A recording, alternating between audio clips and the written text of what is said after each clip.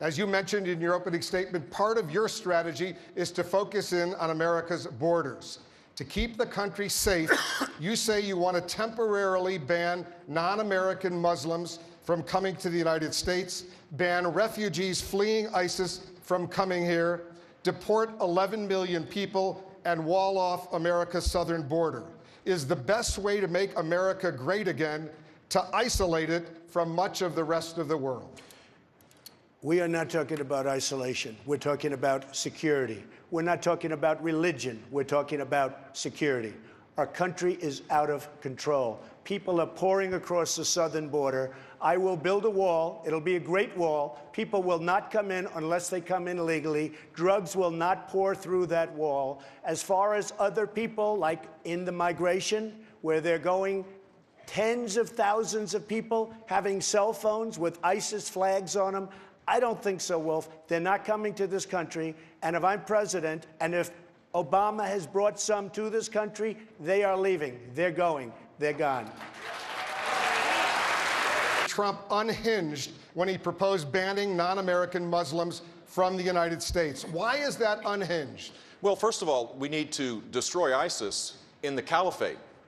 That should be our objective. The refugee issue will be solved if we destroy ISIS there, which means we need to have a no-fly zone, safe zones there for refugees, and to build a military force.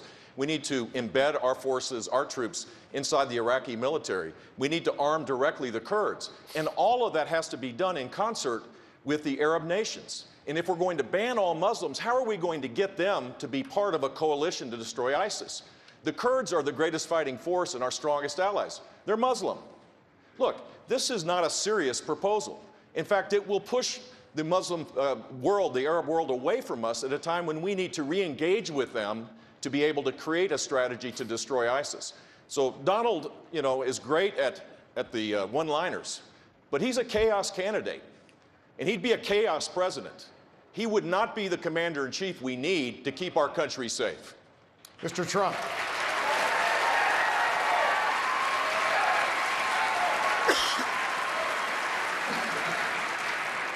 Jeb doesn't really believe I'm unhinged. He said that very simply because he has failed in this campaign. It's been a total disaster. Nobody cares. And frankly, I'm the most solid person up here. I built a tremendous company, and all I want to do is make America great again. I don't want our country to be taken away from us, and that's what's happening. The policies that we've suffered under other presidents have been a disaster for our country. We want to make America great again. And Jeb, in all fairness, he doesn't believe that. Look, he mentioned me. I can talk. This is the problem. Banning all Muslims will make it harder for us to do exactly what we need to do, which is to destroy ISIS. We need a strategy. We need to get the lawyers off the back of the warfighters. Right now, under President Obama, we've created this standard that is so high that it's impossible to be successful in fighting ISIS. We need to engage with the Arab world to make this happen. It is not a serious proposal to say that to the people that you're asking for their support, that they can't even come to the country to even engage in a dialogue with us. That's not a serious proposal. We need a serious leader to deal with this, and I believe I'm that guy. You recently suggested closing that internet up, those were your words, as a way to stop ISIS from recruiting online. Are you referring to closing down actual portions of the internet? Some say that would put the U.S. in line with China and North Korea. Well, look, this is so easy to answer. ISIS is recruiting through the internet. ISIS is using the internet better than we are using the internet, and it was our idea. What I wanted to do is I wanted to get our brilliant people from Silicon Valley and other places and figure out a way that ISIS cannot do what they're doing. You talk freedom of speech, you talk freedom of anything you want.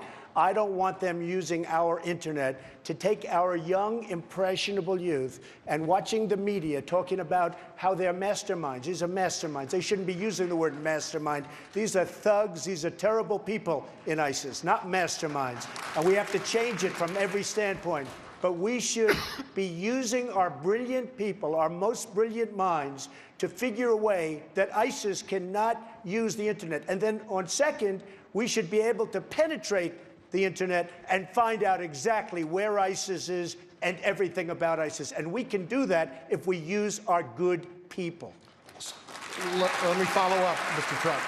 So are you open to closing parts of the internet? I would certainly be open to closing areas where we are at war with somebody. I sure as hell don't want to let people that want to kill us and kill our nation use our internet. Yes, sir, I am. Thank you. Hold on, This hold on. legislation on indefinite detention, I think, deserves a little more attention. We have a lot to discuss. I want to move to Mr. Trump right now. We have a question on this war against ISIS and how you would fight and win this war. Here's the question from Facebook. Listen to this. I'm Josh Jacob from Georgia Tech. Recently, Donald Trump mentioned that we must kill the families of ISIS members. However, this violates the principle of distinction between civilians and combatants in international law. So my question is, how would intentionally killing innocent civilians set us apart from ISIS? Mr. Trump. We have to be much tougher. We have to be much stronger than we've been. We have people that know what's going on. You take a look at just the attack in California the other day. There were numerous people, including the mother, that knew what was going on. They saw pipe bombs sitting all over the floor. They saw ammunition all over the place. They knew exactly what was going on. When you had the World Trade Center go, people were put into planes that were friends, family, girlfriends, and they were put into planes and they were sent back, for the most part, to Saudi Arabia. They knew what was going on. They went home and they wanted to watch their boyfriends on television. I would be very, very firm with families. And frankly, that will make people think, because they may not care much about their lives, but they do care, believe it or not, about their families' lives. Donald, this is not, Governor Bush. Governor Bush. This is another example of the lack of seriousness. Look, this is troubling because we're at war. They've declared war on us, and we need to have a serious strategy to destroy ISIS. But the idea that that is a solution to this is just crazy. It makes no sense to suggest this. Look, 2 months ago, Donald Trump said that ISIS was not our fight, just 2 months ago. He said that Hillary Clinton would be a great negotiator with Iran. And he gets his foreign policy experience from the shows.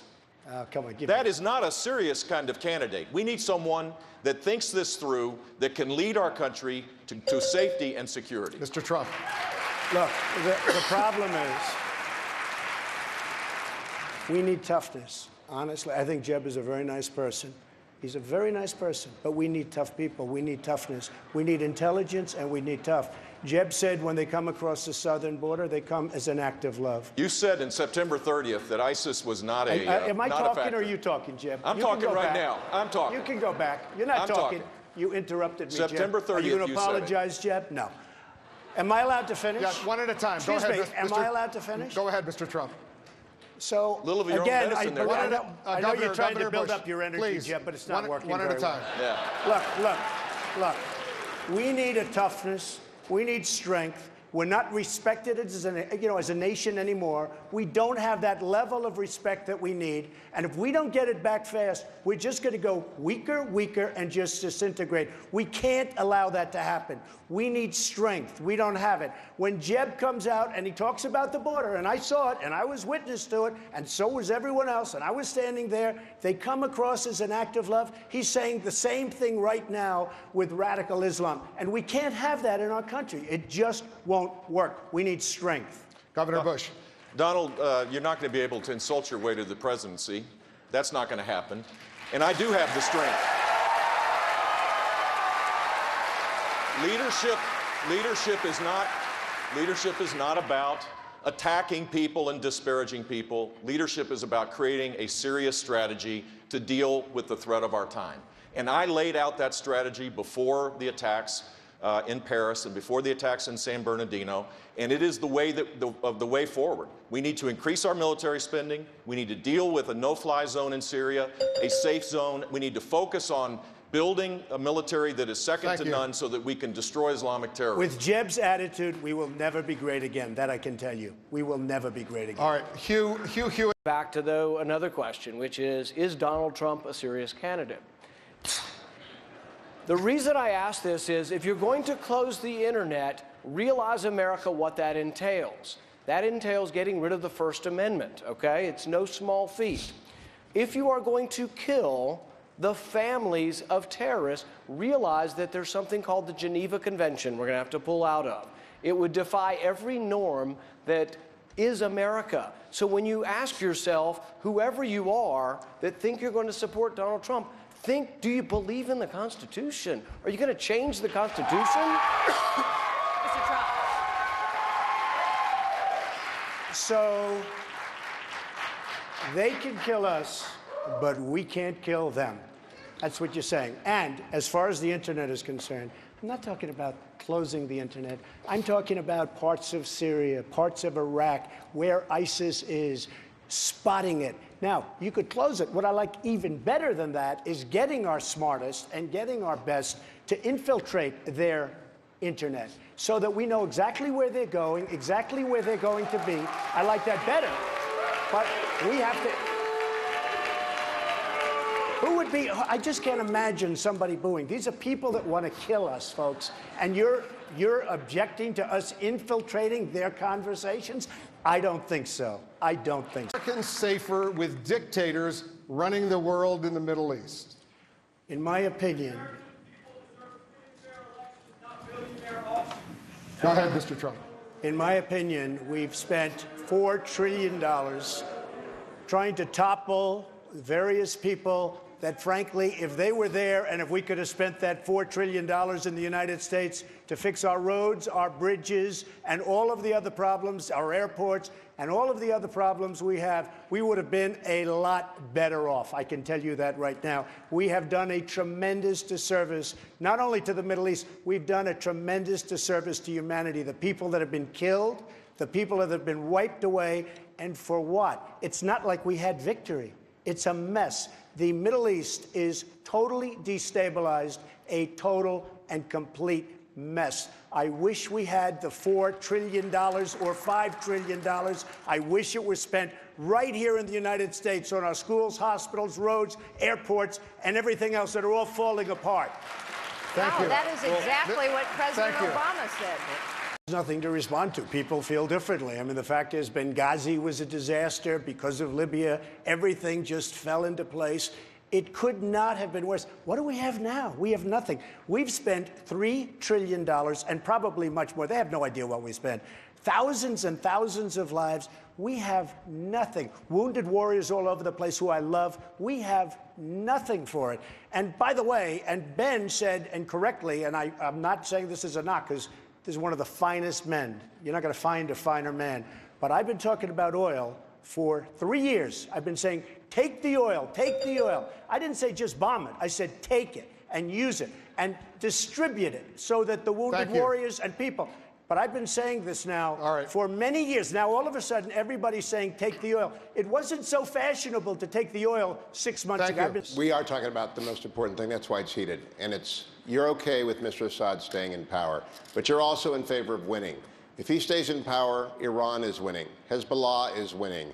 Iran is winning in Yemen. They are winning everywhere. If they're winning, how can we be winning?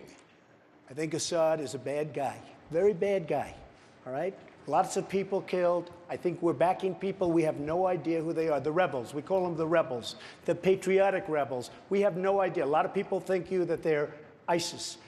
We have to do one thing at a time. We can't be fighting ISIS and fighting Assad. Assad is fighting ISIS. He's fighting ISIS. Russia's fighting now ISIS. And Iran is fighting ISIS. We have to do one thing at a time. We can't go, and I watched Lindsey Graham. He said, I've been here for 10 years fighting. Well, he'll be there with that thinking for another 50 years. He won't be able to solve the problem. We have to get rid of ISIS first. After we get rid of ISIS, we'll start thinking about it. But we can't be fighting Assad. And when you're fighting Assad, you're fighting Russia, you're fighting Iran, you're fighting a lot of different groups. But we can't be fighting everybody at one time. Governor Christie, is he right? Because if we step... Commander-in-Chief question, you said that Mr. Trump is not qualified to be president because he's not qualified to deal with Vladimir Putin. Why are you better qualified to deal with Vladimir Putin than Mr. Trump? Because first of all, I know what I don't know. I know what I don't know. I would seek out, as I have, the best advice that exists. I won't get my information from the shows. I don't know if that's Saturday morning or Sunday morning. I don't know which one. I will seek out the best advice, and I will create a strategy, and I will persuade the American people what the role of America should be. I've laid out a policy of rebuilding our military. All of the talk that we're saying here, most of which I agree on, frankly, requires a much stronger military. We now have a lack of readiness that is quite scary. We have planes that Harry Truman inaugurated, the B-52. We have the Navy has been gutted and decimated. The readiness of the Marines is way down. If we're serious about America's leadership in the world, then we need to make sure that we have the back of the armed forces. The Armed Forces Radio is here listening to this today. I hope they know that if I'm president, I'll be a commander-in-chief, not an agitator-in-chief or a divider-in-chief, that I will lead this country in a way that will create greater security and greater safety. Mr. Trump. I think it's very sad that CNN leads Jeb Bush, Governor Bush, down a road by starting off virtually all of the questions, Mr. Trump this, I think it's very sad. And frankly, I think it's very sad. And frankly, I watched the first debate, and the first long number of questions were, Mr. Trump said this, Mr. Trump said that, Mr. Trump. These poor guys, although I must tell you, Santorum, good guy. Governor Huckabee, good guy.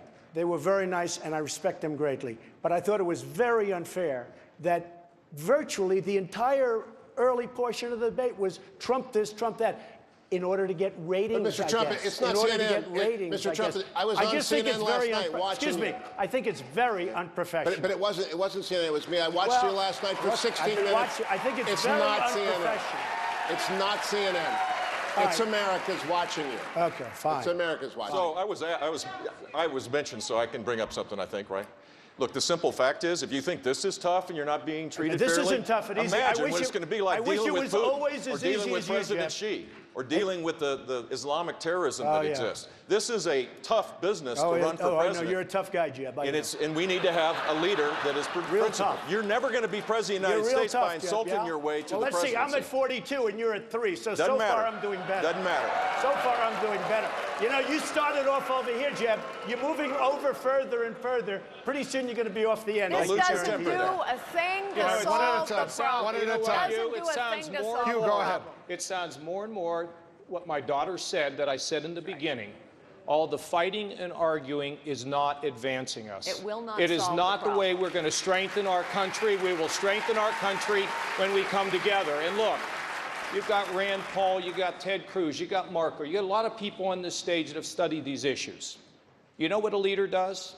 A leader has a sound program, has a good policy, and then brings people together to solve problems. Guess what? Both in Congress and balancing the budget, and in Ohio fixing the economy. And by the way, we talk about defense. The first thing we better get going is strengthening our economy, because if we don't have a strong economy, we Dr. can't Carson. pay for all of this, and the world wants us to be able to function from strength, believe it or not. Get our economy going, get these people together in a room. We can Thank fix you. this, Thank you. ladies and gentlemen. We don't have to fight Governor. all the time. It can be done, and we will be great when Thank you, we Governor. join together. Dr. Carson just referenced the single most important job of the president, the command, the control, and the care of our nuclear forces. And he mentioned the triad. The B-52s are older than I am. The missiles are old. The submarines are aging out. It's an executive order. It's a commander-in-chief decision. What's your priority among our nuclear triad? Well, first of all, I think we need somebody absolutely that we can trust, who's totally responsible, who really knows what he or she is doing. That is so powerful and so important. And one of the things that I'm frankly most proud of is that in 2003, 2004, I was totally against going into Iraq because you're going to destabilize the Middle East. I called it very strongly, and it was very important. But we have to be extremely vigilant and extremely careful when it comes to nuclear. Nuclear changes the whole ballgame. Frankly, I would have said, get out of Syria, get out. If we didn't have the power of weaponry today, the power is so massive that we can't just leave areas that 50 years ago or 75 years ago, we wouldn't care. It was hand-to-hand combat. The biggest problem this world has today is not President Obama with global warming, which is inconceivable. This is what he's saying. The biggest problem we have today is nuclear proliferation, and having some maniac, having some madman go out and get a nuclear weapon. That's, in my opinion, that is the single biggest problem that our country faces Of the right three legs of the triad, though, do you have a priority? Because I want to go to Senator now. Rubio Well, after that and I ask think him. to me, nuclear is just the... Again and again, they're worried that Hillary Clinton will win the White House because you run as an independent. Are you ready to reassure Republicans tonight that you will run as a Republican and abide by the decision of the Republicans? I really am. I'll be honest. I really am. I mean, people have been putting me to correction. I really am. I can applaud. Dr. Carson, Excuse me, can I just finish? Oh, please. I've gained great respect for the Republican leadership. I've gained great respect for many, and I'm going to even say all, I mean, in different forms, for the people on the dais. No, in different forms. In different forms. But I have great respect for the people I've met through this process. I've never done this process before. I've never been a politician. I mean, for the last 6 months, I've been a politician. But I will tell you, I am totally committed to the Republican Party. I feel very honored to be the front runner. And I think I'll do very well if I'm chosen, if I'm so fortunate to be chosen. I think I'll do very well. Polls have come out recently say I would beat Hillary. I will do everything in my power to beat Hillary Clinton. I can promise you. Country or we don't have a country. People that have come into our country illegally, they have to go. They have to come back in through a legal process. I want a strong border. I do want a wall. Walls do work. You just have to speak to the folks in Israel. Walls work if they're properly constructed. I know how to build.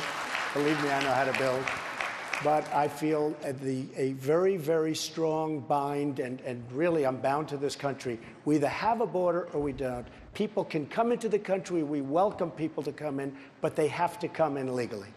Thank you. Governor Bush, listening to this, do you think this is the tone, this immigration debate, that Republicans need to take to win back Hispanics into your party, especially states like where we are in Nevada that has a pretty large Hispanic community? No, it isn't, but it's an important subject to talk about for sure. And I think people have good ideas on this.